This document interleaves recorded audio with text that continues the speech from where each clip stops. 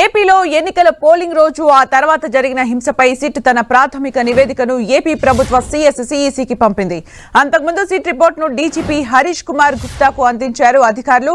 150 పేజీల నివేదికను SIT chief Vineet Brijlal డీజీపీకి అందజేశారు. 3 జిల్లాల్లో దాదాపు 33 హింసాత్మక ఘటనలు జరిగినట్టు తేల్చింది. పల్నాడు జిల్లాలోని 3 అసెంబ్లీ స్థానాల్లో 22 కేసులు, అనంతపురం జిల్లా తాడిపత్రిలో 7 కేసులు, తిరుపతి జిల్లాలోని 2 అసెంబ్లీ స్థానాల్లో 4 కేసులు నమోదైనట్లు సిట్ వెల్లడించింది. క్షేత్ర స్థాయిలో పోలీసులు, బాధితులు, ఇతర వర్గాల నుంచి సాక్ష్యాలు సేకరించినట్లు నివేదిక రూపొందించినట్లు పేర్కొంది. 33 కేసుల్లో ఎఫ్ఐఆర్ ప్రకారం 1370 మంది నిందితులుగా ఉన్నారని, ఇప్పటి వరకు 124 మంది అరెస్ట్ అయ్యారని తెలిపింది. మిగతా వారిని కూడా అరెస్ట్ చేయాలని సూచించింది.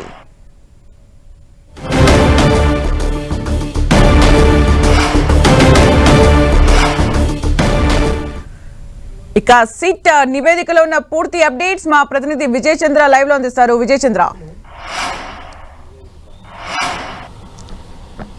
సిట్ తన నివేదికలో ప్రధానంగా పోలీసుల వైఫల్యాన్ని, పోలీసుల అవినీతిని ఎండగట్టిందని చెప్పొచ్చు. తన నివేదికలో ఏదైతే కనుక ఈ గొడవలు, అల్లర్లు, హింసలు జరగడానికి పోలీసుల అలసత్వమే ప్రధానమైనటువంటి కారణం అని చెప్పేసి సిట్ తన నివేదికలో స్పష్టం చేయడం జరిగింది. ప్రధానంగా సిట్ నివేదికలో ఉన్నటువంటి కీలకమైన అంశాలను చూస్తే కనుక 33 కేసులు నమోదు చేసినట్లుగా చెప్పడం జరిగింది. 94 మందికి 41 ఇయర్ నోటీసులు ఇవ్వడంతో పాటు 124 మందిని అరెస్ట్ చేసినట్టు చూపించింది.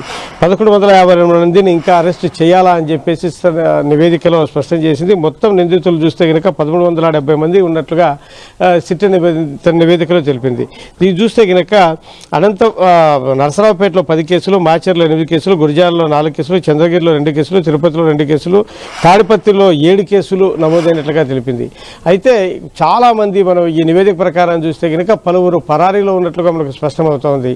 ఈ సందర్భంగా సిట్ తన నివేదికలో ఈ ఎక్కువ మంది నిందితులు పారిపోవడానికి, అజ్ఞాతవాసంలోకి వెళ్ళిపోవడానికి పోలీసుల వైఫల్యమే కారణమని చెప్పేసి అడుగడుగున పోలీసుల వైఫల్యాన్ని తన నివేదికలో సిట్ స్పష్టం చేయడం జరిగింది. 150 పేజీల ఈ నివేదికలో పోలీసుల వైఫల్యాన్ని స్పష్టం చేస్తూ సిట్ తన నివేదికలో చెప్పడం జరిగింది.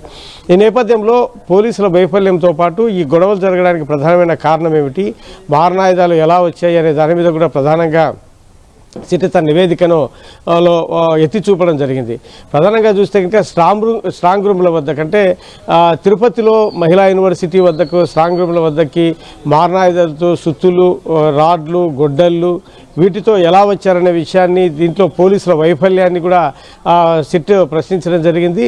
అంతేకాకుండా ఈ మారణాయుధాలు, బాంబులు లాంటివి, తర్వాత పెట్రోల్ బాంబులు ఇవన్నీ కూడాను ఈ హింసలో వాడడమైతేనేమి, నాటు బాంబుల డంపు దొరకడమైతేనే ఇవన్నీ కూడాను పోలీసుల వైఫల్యాన్ని, తర్వాత నిర్లక్ష్యాన్ని స్పష్టం చేస్తున్నాయని సిట్ తన నివేదికలో ఎత్తి చూపింది.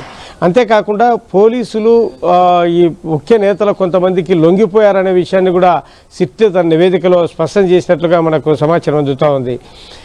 పోలీసు యంత్రాంగం యొక్క అలసత్వం కారణంగానే ఈ గొడవలు చెలరేగాయి. ఎన్నికలకు ముందు తగిన జాగ్రత్తలు తీసుకోకపోవడము, తర్వాత ఎన్నికల అనంతరం జరిగినటువంటి హింస అదేవిధంగా కొనసాగడము, ఇవన్నీ కూడాను పోలీసుల వైఫల్యం కారణంగా, పోలీసు అవినీతి కారణంగానే జరిగాయనేటువంటి విషయాన్ని నివేదికలో స్పష్టం చేయడం జరిగింది. అంతేకాకుండా కొన్ని సెక్షన్లను తక్కువగా పెట్టారనే విషయం కూడా సిట్ గుర్తించింది. మరికొన్ని కఠినతరమైన సెక్షన్లు నమోదు చేయాలనే విషయాన్ని సిట్ తన ఆదేశాల్లో చెప్పడం, అంటే తన నివేదికలో స్పష్టం చేయడం జరిగింది. ఈ విధంగా చూస్తే కనుక సిట్ తన నివేదికలో ప్రధానంగా పోలీసుల వైఫల్యాన్ని ఎత్తి చూపడంతో పాటు పోలీసులు అలసత్వంతో పాటు కొంత కుంభుక్కయ్యారనే విషయాన్ని కూడా స్పష్టం చేసింది. అంటే విజయ్ చంద్ర, ఇప్పుడు మొత్తానికి సిట్ ఇచ్చిన నివేదికలో పోలీసుల వైఫల్యం అని చెప్తున్నారు. అంటే పోలీసుల వైఫల్యం నిర్లక్ష్యమా, పోలీసుల పైన ఉన్న ప్రెజరా అనేది ఒక క్వశ్చన్ అయితే, ఇకపైన ఇప్పుడు ఇచ్చిన నివేదిక తర్వాత మరిన్ని సస్పెన్షన్స్ ఉండే ఛాన్సెస్ ఉన్నాయా? ఖచ్చితంగా ఉంటాయనే అవకాశం ఉంది. ఎందుకంటే సిట్ తన నివేదికలో పోలీసుల వైఫల్యంతో పాటు అవినీతి అనే విషయాన్ని కూడా స్పష్టం చేయడం జరిగింది. కొన్ని ముఖ్య నేతలతో వీళ్ళు కుమ్ముక్కయ్యారనే విషయాన్ని కూడా ఎత్తి చూపడం జరిగింది. ఈ నేపథ్యంలో ఎన్నికల కమిషన్కి ఇచ్చినటువంటి నివేదికలో ఈ ప్రధానంగా ఈ అంశాల నేపథ్యంలో పోలీసుల మెడకు ఖచ్చితంగా ఈ నివేదిక చుట్టుకుంటుందనే అదైతే కనుక స్పష్టంగా మనకు అర్థమవుతూ ఉంది. ముఖ్యంగా ఉన్నటువంటి కొంతమంది అధికారుల మీద కూడా వేటు పడే అవకాశం అయితే ఉంటుంది. ప్రధానంగా కొంతమంది పోలీసులు ఈ ముఖ్య నేతలు కొంతమంది పారిపోవడానికి సహకరించారు, వారిని ముందుగా వారిని అరెస్ట్ చేయడంలో వైఫల్యం చెందారనే విషయంతో పాటు తాడిపత్రి లాంటి కొన్ని చోట్ల కేతిరెడ్డి పెద్దారెడ్డి ఇంట్లో పోలీసులు దూరి అక్కడ ఫర్నిచర్ ధ్వంసం చేయడము, సీసీ కెమెరాలు ఆధారాలు దొరకకుండా సీసీ కెమెరాలు ధ్వంసం చేసే వ్యవహారము, వీటన్నిటిని కూడాను పోలీసులు యొక్క అత్యుత్సాహము, వీళ్ళు పోలీసులు ఎందుకు అంత అత్యుత్సాహం ప్రదర్శించాల్సి వచ్చింది, ఎందుకు వీళ్ళే పోలీసులు విధ్వంసకాండలో పాల్గొనాల్సి వచ్చిందనే విషయం మీద ప్రధానంగా సిట్ తన నివేదికలో ప్రశ్నించడం జరిగింది. వీటన్నిటిని బట్టి చూస్తే కనుక పోలీసుల వైఫల్యంతో పాటు పోలీసుల అలసత్వము, అవినీతి వీటన్నిటి మీద కూడా సిట్ నివేదికలో పేర్కొన్నందున వారి మీద చర్యలు తీసుకునే శాఖపరమైన చర్యలు తీసుకునే అవకాశాలు అయితే కనుక ఈ నివేదికను బట్టి ఉంటాయనే విషయం స్పష్టమవుతోంది. అంటే విజయ్ చంద్ర మొత్తానికి సిట్ నివేదిక 150 పేజీల నివేదికను డీజీపీకి అందజేసినట్టుగా తెలుసు. అంటే డీజీపీకి అందజేసిన తర్వాత నెక్స్ట్ ఏంటి? అలాగే ఆఫ్టర్ రిజల్ట్స్ కూడా ఇలాంటి హింసాత్మక ఘటనలు జరిగే అవకాశం ఉంది అని ఇంటెలిజెన్స్ అలర్ట్ చేసిన సందర్భంలో నెక్స్ట్ ఏం చేయబోతున్నారు?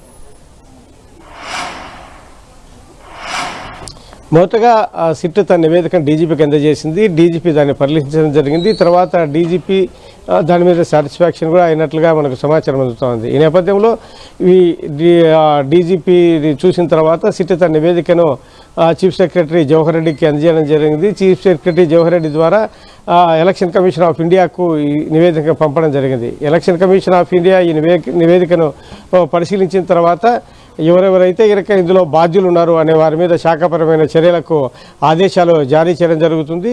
లేకుంటే ఇంకా ఎక్కడెక్కడైతే కనుక లోపాలు ఉన్నాయో వాటన్నిటిని కూడా సరిదిద్ది ఎవరెవరైతే ఈ హింసాకాండకు పాల్పడ్డారో దానికి బాధ్యులు అనే వారి మీద చర్యలకు ఆదేశాలు జారీ చేయడం జరుగుతుంది.